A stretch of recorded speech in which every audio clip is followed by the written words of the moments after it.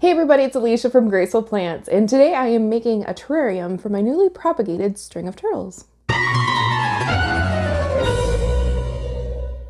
So a few months ago I had unintentionally neglected my string of turtles, and they were looking really sad, and I was worried that they were completely just goners. So I decided to throw them in a little bit of sphagnum moss and a plastic to-go container that I recycled and put them underneath my grow lights in our spare bedroom with all of my succulents. And I'll tell you what, folks, sphagnum is the way to go. So these guys, if I can find a picture of what they looked like before I put them into the spag moss, I will put a picture right here. But there was seriously hardly anything left of them. They were so tiny. So I threw them in the sphagnum moss, and these guys have taken off. Like, insanely covered the container with the sphagnum moss. And I'll show you here in a second, but they've actually started to climb up the sides of the to-go container and are clinging to the sides of the plastic, and there's some that are reaching up for the top of the to-go container. So they're extremely happy in the spag moss, but I think it's time that I need to move them into a new home because I'm hoping to get my grow lights back from my houseplants so I can actually get some gardening vegetables underneath my grow lights. So today we are just going to do a little terrarium for them and hope that they are happy in there, because it'd really suck if I did all this work and they grew so much and they're so beautiful and then I kill them again. Because why wouldn't I do that? But so we're just going to be using this little tiny container, and I'm not going to be putting anything else in the terrarium with them because they are kind of spreading themselves out. I kind of want to see what they do on their own. String of turtles will not encroach on any other plants in your terrarium if you do put them in with other plants, so you don't need to worry about that. I kind of just want them to be the showcase in this jar. So just a little glass jar that I have floating around my house because I'm a hoarder and I never throw anything away. Sorry, John. And I cut a piece of driftwood off of a log that I had gotten from Josh's Frogs, and I thought I had measured this correctly, and I did. However, me being me didn't take into account that I'm actually going to have to put soil and rocks and stuff in the bottom of the terrarium, so this might not fit. A few things that you're going to need: bottom rocks for the bottom of your terrarium. In a closed terrarium, you're going to want to use like charcoal. You don't need to, but you're going to be better off if you do. So you're going to put a layer of larger pebbles on the bottom of your terrarium so any excess water can, wick away from that soil through the charcoal layer, and will kind of keep it from getting nasty, like stagnant. So we've got some larger rocks. I've got my charcoal. I'm just going to be using some black gold potting soil that I have. And then I do have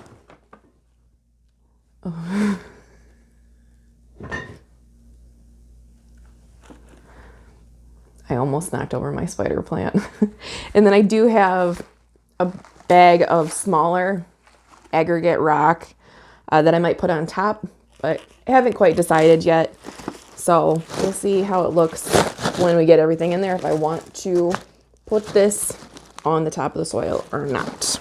I'm going to spin you around here. I will let you see how much growth is going on here in my makeshift propagation box.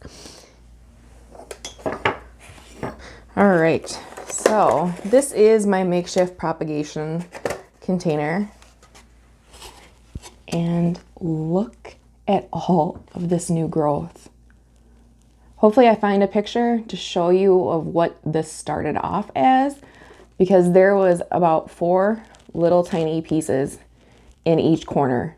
And now it has grown and filled up this container. So first thing, I'm just gonna put a layer of those larger rocks in the bottom here. Leave out the dog hair. So the next thing we're gonna do is we're gonna kind of fit this film or this screen roughly here. It doesn't need to match up perfectly with the sides of your container. If you get a little bit of charcoal that falls down into the rocks, it's not the end of the world. Good enough. Story of my life. And then you can see, oh, no, not gonna see. So we're just gonna dump a little layer of charcoal in here. These are pretty large pieces, which whatever.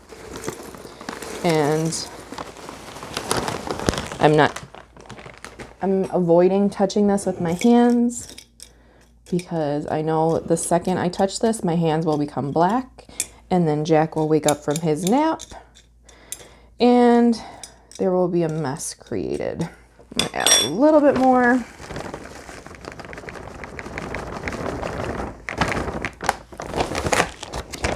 So string of turtles do not have a very deep root system. Their roots are fairly shallow, so you don't need to worry about making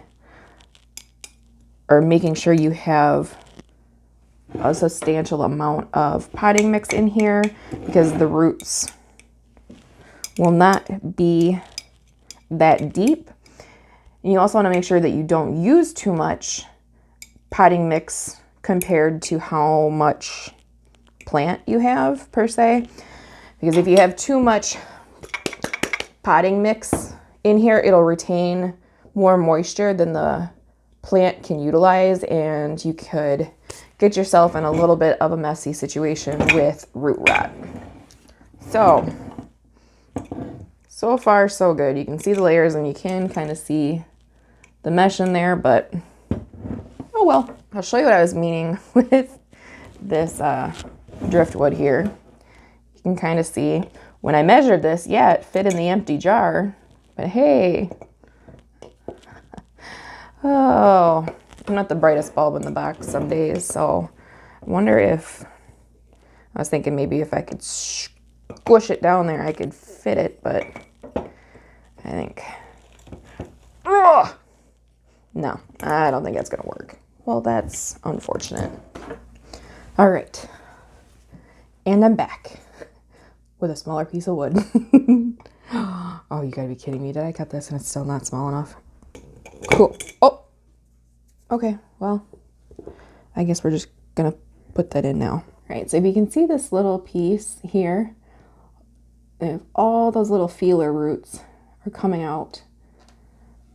So when I pick this up, I'm gonna have to be really careful not to A, break the stem, or to break off any of these new little roots. All right, so I went through and I picked out a couple pieces here. I'm not sure if I'm gonna put all of these in this jar or not. I did leave some in the sphagnum, and you can see all of these. I tried to get as much sphagnum moss off of these roots as I could, but I also didn't want to start really yanking on the moss to get it off the roots because I don't want to break them. And I'm really not going to go through and bury the roots or bury the stem. I'm just going to kind of gently push these down onto the new soil here and let the roots kind of plant themselves here.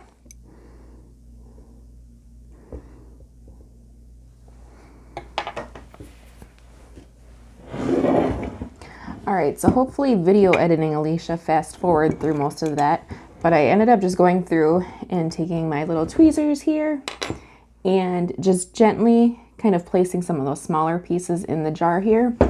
And I've decided not to put any of that small aggregate rock on top. And I'm not going to go through and dump any water in here because I don't want to displace any of these little pieces that I just put in here. So I'm just gonna take my spray bottle full of water and we're gonna kind of just spray it. That will be my new little string of turtles terrarium once the condensation kind of settles in. Gets off the side of the jar that I just sprayed in there. But, whoop, and then I just dislodged my little piece of driftwood. Of course. I can kind of tip the camera or my jar a little bit so you can kind of see them in there. But yeah, that's all there is to it. All right, so here we go. Here is my fancy dancy little string of turtles terrarium. And yeah, not kind of pretty at the moment, but I promise it'll be nice once everything starts to take hold in there. But if you guys have any questions, please leave them down in the comments below. Do you guys have any of your string of turtles in terrariums? Let me know also, and how are they doing? Did they seem to acclimate well to the terrarium life? As always, you guys are awesome. Please make sure to like, comment, and subscribe. If you like this video or any of my other videos, please make sure to share them with your plant-loving friends, and we'll see you in the next one. Bye, guys.